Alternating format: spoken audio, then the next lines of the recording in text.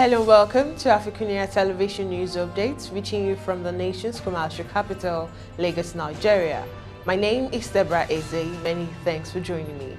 We begin from the African scene. Ethiopia's Prime Minister, Abiy Ahmed, opened the door for negotiations with rebel groups in the country. Abiy was speaking to members of parliament on Tuesday and further indicated that there have been no negotiations so far, but is open for any future talks with the Tigrayan leaders. He further stressed that there will be no negotiation against the national interest of Ethiopia. Abiy said, and I quote, "I hear a lot being said about negotiation, but so far there has been no negotiation. However, the fact that we haven't had negotiation doesn't mean there will be no negotiation altogether. Negotiations, dialogue doesn't mean the problems has been solved. It means seeing whether there's an alternative route to solve or get rid of a problem." End of quote. And in Burkina Faso on Tuesday, one day after the explosion that killed at least 63 in Burkina Faso, one person has been reportedly detained. An investigation was opened to determine the cause of the explosion. In southwestern Burkina Faso, the blast left nothing but devastation. The victim had no chance to escape. Injured people were transported a few kilometers away to regional hospital complex. Some are still queuing up as the medical staffs entered a race against time to save some of the victims suffering life-threatening injuries.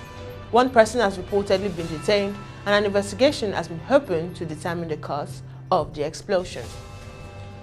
And still on the African scene, the United States and Egypt on Monday launched a joint work group to prepare for the next UN climate change summit, which the Middle Eastern country will host in November. U.S. envoy John Kerry said the group main task is working on the COP27 conference in Egypt's Red Sea resort of Sharm el-Sheikh.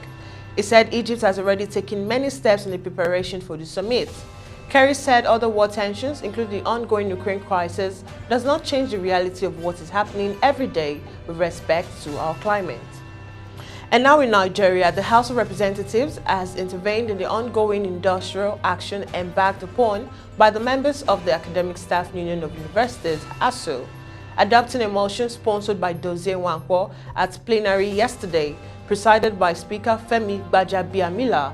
The House urged the Ministry of Labour and Employment and ASUU to adhere to the provision of the previous Memorandum of Understanding and Memorandum of Action. The House called on the lecturers to call off the warning strike in the interest of Nigerian students and education sector. Nwankwo argued that the consequences of the strike were embarrassingly becoming too frequent and with consequences too damning to the education sector, as 1 month strike is too disruption or too much disruption to an academic calendar and too much time for an idle mind to cause havoc. And still in Nigeria, Lagos State Governor Babajide Sanwo-Olu yesterday gave verve to the quest to ensure that Lagos remains flood-free as he commissioned the second batch of 19 high-capacity drainage clearing and maintenance equipment. Speaking during the event at the Emergency Flood Abatement Gang Yard in Oregon, Sanwo-Olu, represented by the Commissioner for the Environment and Water Resources, Tunji Bello, said never again will Lagos be branded as a flood-ravaged city. He stressed that the state government will always be a step ahead in terms of its preparation for the rainy season and the aftermath because of the nature of Lagos as a coastal city. And now on to the foreign scene. Israel fired a number of missiles on position in Syria's border province of Quneitra on Wednesday, causing material damage, the Syrian military said in a statement. The statement didn't give details about the position that came under attack, but the missiles were launched at 12:30 a.m. from the Israel-occupied Golan Heights on the other side of a UN-supervised buffer zone. An Israel military spokesman declined to comment on the attack that Israel has mounted frequent attack against what it has described as Iranian targets in Syria, where Tehran-backed forces including Lebanon's Hezbollah has deployed over the last decade to support President Bashar al-Assad against rebels seeking to end his family's 50-year rule. Still on the foreign scene, Western nation and Japan on Tuesday punished China with the new sanctions for ordering troops into separatist region of eastern Ukraine and threatening to go further if Moscow launched an all-out invasion of its neighbor. The United States, the European Union, Britain, Australia, Canada and Japan announced plans to target banks and elites, while Germany halted a major gas pipeline project from Russia in one of the worst security cases in Europe in decades. Russian President Putin has amassed more than 150,000 troops near Ukraine's border according to US estimates, and ordered soldiers into breakaway Donetsk and Luhansk region to keep the peace.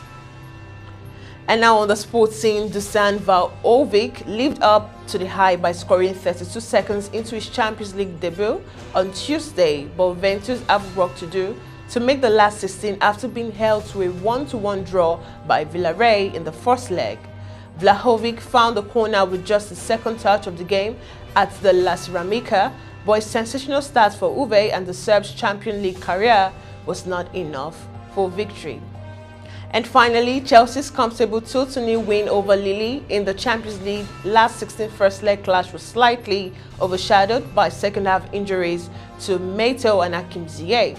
German forward Kai Havertz nodded in Ziyech's fisting corner before Christian Pulisic slot home from N'Golo Kante's threaded pass in a dominant last 16 first leg victory.